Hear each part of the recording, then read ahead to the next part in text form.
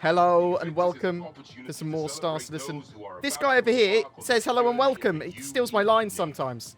But we're here looking at the carpet, this highly detailed tessellated carpet out of the Invictus Fleet Week Expo Hall.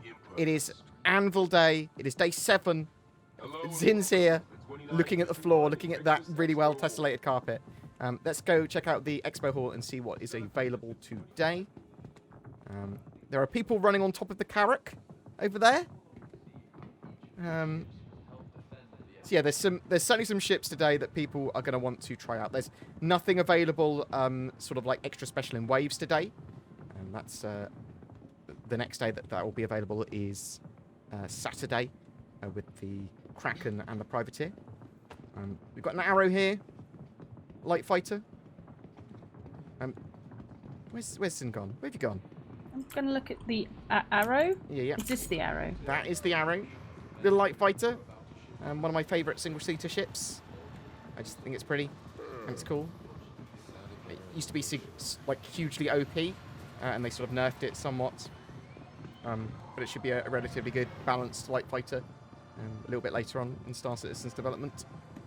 And we've got the Carrack. Now, the Carrack is one of my favourite ships, top 3 sort of thing. Mercury Star Runner takes the top slot. It is multi-role, multi-crew, focused on exploration, but can do a little bit of everything.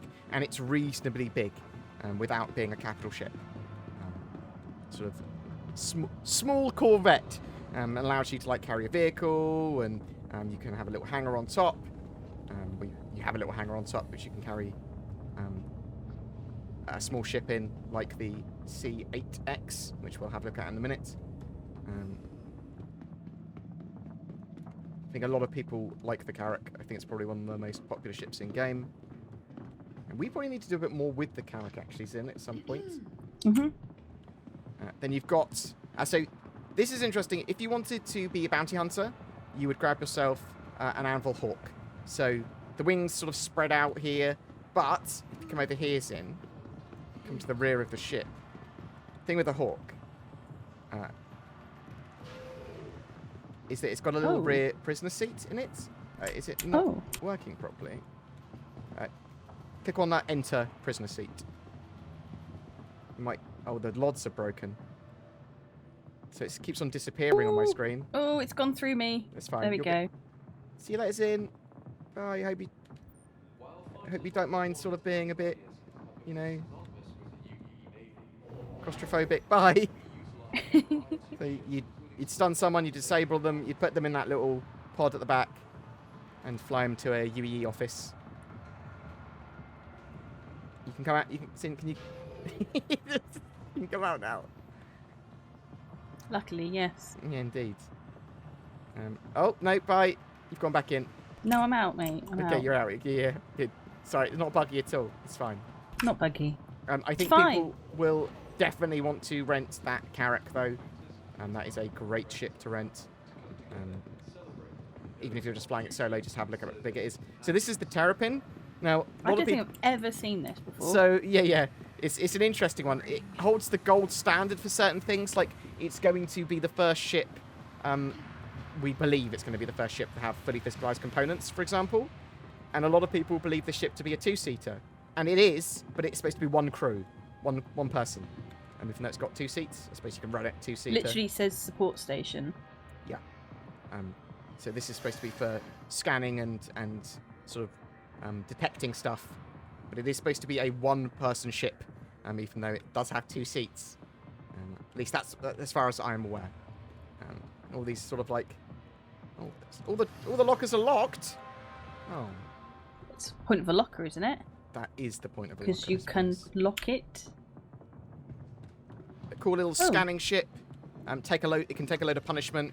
The idea is that you could maybe go and scan down dangerous areas in a cloud, or go and scan like a pirate fleet with it. And if you get detected, well, you can take the punishment as you run away. Why do they call it Terrapin? Because it kind of looks like a Terrapin. And it's sort of supposed to be pretty armoured. It's heavily armoured. I see. It's like a tortoise. You mean like a Terrapin? Oh, yeah, like a Terrapin. Yeah. They should have called it the tortoise, shouldn't they, really? Yeah. The tortoises sound slower, Whereas terrapins, they sound terrifying.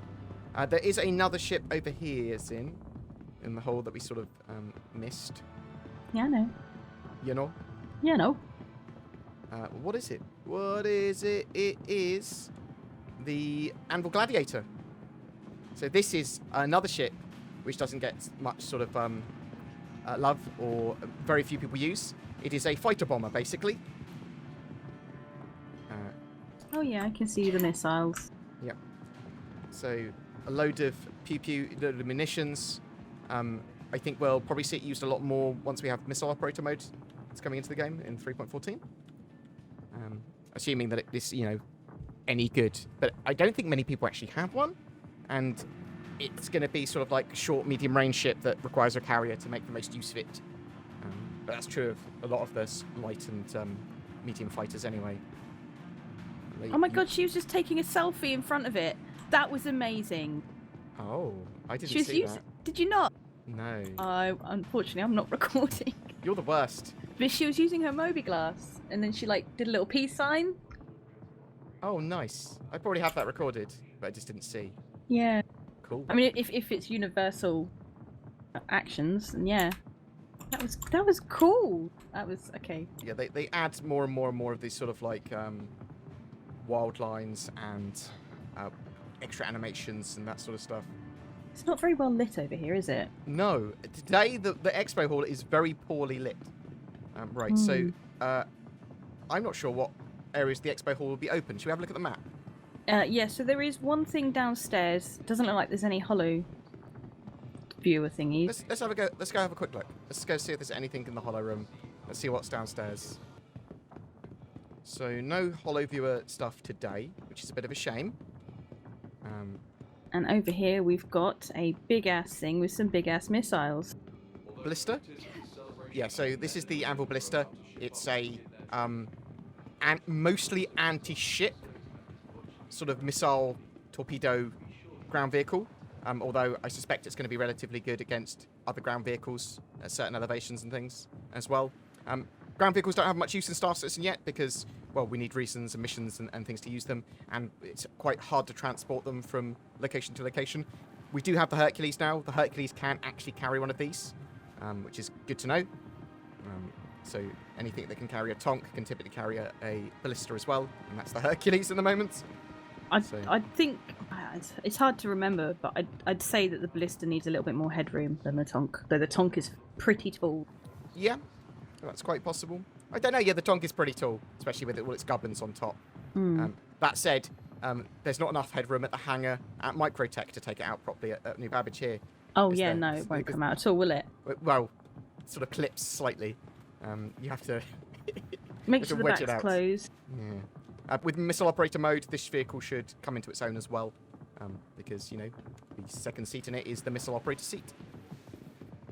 Right, let's go have a look at the only other side of the expo hall today on the right. What is in this hall today? So on the right we have the F8 Lightning. This is the standard F8 Lightning. Is it the C version? Or is it just the military version? Thing? Oh. Just F8 Lightning, it says there. So there is going to be a civilian version, and there's obviously the military version as well. I'm on board this bad boy now. Can you see if there's another seat in here, Zin? I don't. Can you enter it at all? I think it is just a single seater. I don't seem to have any option to do anything. Open pilot canopy. No, that's me. What are you doing? Get out of my canopy. That's all I can do. Yeah, so it does just look like a single seater that I was expecting it to be. It's because it's got like this extra glass here that confuses me somewhat. Sucks. No, it doesn't suck. This guy, someone came along. She's not impressed with it. Oh, she's not. Or me. She said it sucks. She did. She did say it sucks. She did say it sucks. I can't words. Okay. So I can see you running around, or this person running around. Can I turn it on? No? Are you trying to kidnap the plane? I'm trying to kidnap the plane. That's it. I really, really, really want this ship to be cool because it is a brawler, single-seater, heavy fighter. So it's going to be preferred to me over the Scorpius and the Hurricane and things like that. And maybe even over the Vanguard. And yeah, it's one of those ships that we'll be getting after we get to a certain stage in Squadron 42. You should be able to get access to it in Star Citizen. So like you'll have a contact or something like that will allow you to buy one or rent one or something like that. People that were high-level concierge, I think that spent like $25,000 in the game, got one for free as well in like a silly gold and black skin. A silly gold and black skin? Well, it is. I mean, it's $25,000. How do you want me to describe it? I mean, I don't think the skin's silly, is it? Well, it feels silly. Sillily expensive, maybe. So, the other ship we've got over here is the Anvil Hurricane. Now, this ship is what people compared the RSI Scorpius to the most, because it's very similar in the fact it's a two-seater ship where the second person, if you jump in the center turrets in underneath, controls the turret. Oh yeah, ladder. I see. So much more focused on the turret than the Scorpius was, and effectively this is an older design, at least in lore. I do like these little under seats that hop down. I mean, I really, really, really liked this ship before I saw the Scorpius. And now thinking about it, I would prefer a single-seater fighter for the most part, for most of the stuff that I'd want to be doing. Because as soon as you start scaling up to multi-crew, I want to start using things like the Microstar Runner or the Drake Cutlass or something like that. Yeah. It does feel like even the two-seater fighters, you can run them with a single person, and you might as well have two of them if you've got two people. Yeah, exactly. And they have said now as well that some of these ships will be able to use AI blades in the future to slave the turret, so that the pilot will be able to fire some of these turrets and some of these heavy fighters, potentially, without an extra crewman. So we'll have to see exactly how that's balanced in the future as well, because otherwise it'll be a bit unfair. Let's go have a look at this Valkyrie scene. So this was the dropship that we were talking about. Did you say it looked a bit like the Alien? No, Dropship? I said if you mix this with the Redeemer, you'd get the Alien dropship. Okay. Aliens dropship, I think. I mean, I can see a little bit of the Aliens dropship in it.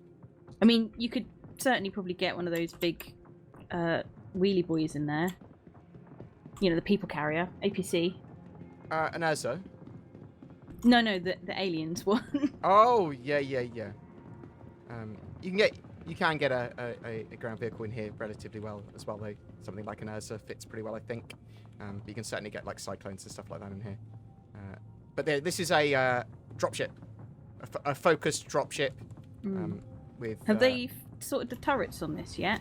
Well, I'm not entirely sure. Are you talking about the side guns on the doors? Yeah, because obviously they've added mounted machine guns. I think these and still... you can deploy them, but I think they're still the old style. They are still the old style, yeah. I believe. So these will be being upgraded to the new style of mounted weapons in the future. I'm not sure if they've changed I think it's going to be great. Yes. I think once we're having these sort of like used as support craft at the same time as dropping troops off, great. But it still suffers from the fact that there's not much reason to do ground gameplay yet. There's very little in the way of challenge for ground gameplay. There are a few like bunker missions and things like that you can do, but you can do them solo. We want this sort of like those mass assaults and things like that to make use of these sort of chairs and drop seats, and then having these ships support.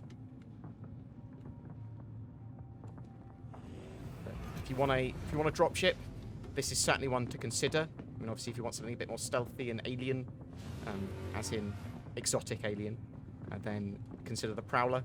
That's sort of like more stealthy, can hover a bit more. Might be better for, you know, remaining undetected. Let's have a look to see what else we've got available. Ladders are a lot better, even though they're still not great. At least they don't kill me now. And then we've got some Hornets. So we've got the F7... C. This is the C, okay. So this is the standard Hornet. I don't think many people have the standard Hornet. It's given out as a loaner for a lot of stuff, but I think a lot of people prefer Super Hornet and when they can get their hands on it. Normal Hornet, the Hornet series in general, medium fighters, and they've got some focus at different things. Like you've got the Ghost, which is stealthy. You've got the Scanny Boy, I can't remember what it's called, which is scanning orientated. Tracker, the Hornet Tracker, that's the one. And then you've got the military version, the F7A. So I believe this is basically a Super Hornet with military components, but only one seat. So this would be my preferred Hornet, if I could have it. It's one of the reasons I love the Sabre so much. It's sort of like a no-frills, slightly stealthy, medium fighter, one seat. I'm trying to look to see if any of the NPCs are going to do a selfie. Yeah, I've been keeping my eyes out. I haven't seen anyone. But, yeah. Again, F7A might be something we get access to after getting to a certain stage of Arena Commander. Not Arena Commander, what am I talking about? Squadron 42 when it's released. So you'll be able to get access to more military gear and stuff like that in the game. But yeah, that's really it for the Expo Hall today. But let's go take... Oh, here we go, here we go. This one's doing it. He's doing it. Yay. They did a selfie. That's what we're excited about.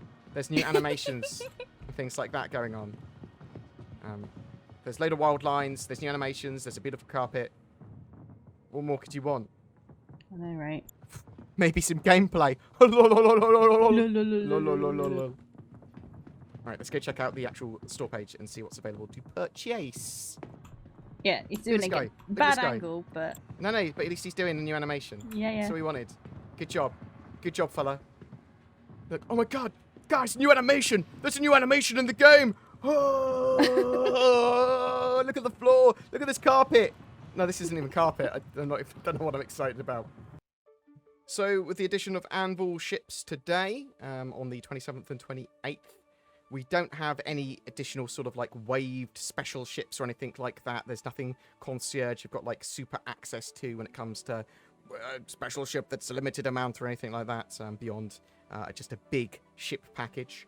But we've got today a Anvil Gladiator discounted war bond. So if you want to upgrade one of your ships and get 10 years insurance on it, maybe a starter package to an Anvil Gladiator, you can get that today. There'll be a different one tomorrow. The Gladiator, very underutilized in the game at the moment. Might be a bit different once we have more reasons to use it, and once we have missile operator mode, and once stuff's a bit more balanced, more properly, especially with physicalized components and subsystem targeting, stuff like that. So what else have we got that's available? We didn't see it in the Expo Hall, oddly, but we've got the Anvil C8X, the Pisces. This is the combat variant with an extra 2 weapon mounts on it, but the C8 is the standard version. Little shuttle. But it does have a quantum drive as well, so pretty useful. We've got the Anvil Arrow, that really versatile, pretty fast, light fighter, which was super overpowered at one point, but now is a lot more reasonable. We've got the Anvil Hawk, loads and loads and loads of forward-facing, small-tier weapons, but its main sort of job is to be a bounty hunting ship. Got a little pod in the back, got pew pew pew pew pew, can take stuff down if you've got a load of disruption weapons. You're both to basically disrupt and disable ships rather than take them out. That's the idea. Got the F7C Hornet, the F7CS, the Ghost version. They got the Tracker version. Got the Hornet Wildfire, which is the sort of changed loadout version from the standard model, and with the red paint as well. Got the Super Hornet, which is one of the most popular fighters in the game. Really powerful brawler. It's got an extra seat as well, which allows someone else to help with the systems and control the rear turret. However, the pilot can also just control the rear turret without the extra person in there. And bear that in mind. Got the Anvil Ballista, quite expensive for a ground vehicle. Get it in game is my opinion, but as I said, the Hercules can carry it. Got the Gladiator. We've got the Hurricane, that 2-seater. Sort of heavy fighter that's supposed to be fast in a straight line, but it's directly going to be compared to the Scorpius for sure. I think it's going to depends on the sort of what you want from your ship. If you want to focus more on the turret and being fast in a very straight line, I think the Hurricane might be for you.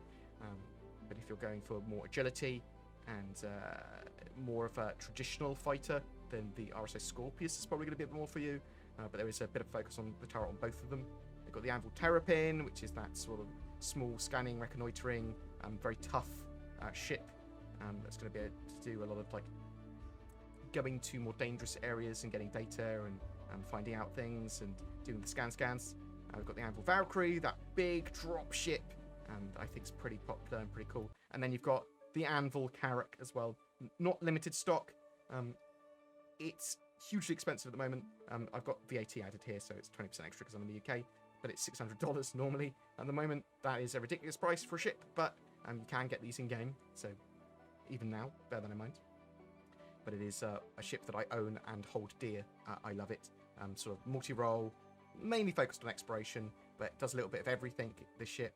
It's got room for a fighter or that C8. It's got room for a rover, and it's going to be so good for exploration. It's going to be top tier exploration, and really looking forward to that coming into the game. For future flyable, so ships that are currently in concept but are not in game yet. We've got the Anvil Crucible. That is sort of really, really high tier ship repair. It's got a little onboard hangar that can service, repair, rearm, refuel fighters in, so it's something like a Hornet size. But it can also use its front arms to repair larger ships, and sort of originally it was supposed to create lattice work, but now I think it's going to spray and sort of weld ships, but we'll have to wait and see. Chairman's Club offers today, it's sort of like the complete packs, which are ridiculously expensive, but if you're that way inclined, go ahead, check them out. If you want a big ship pack with all the Anvil ships in, you can get that if you are a concierge member, that being someone that spent £1,000 or $1,000 or more on your account.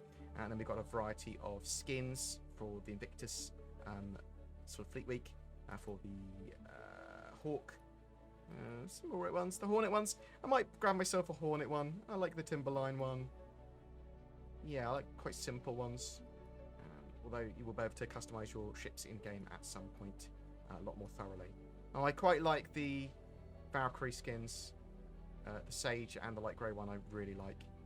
Okay, but that's sort of it for today. Now, next time on the 29th, it's going to be Drake. Now, Drake are taking over a different expo hall, which is literally at the starport on New Babbage, and once Drake are doing their thing, you'll be able to buy in waves the Kraken and the Privateer and the sort of pack that allows you to switch between the two.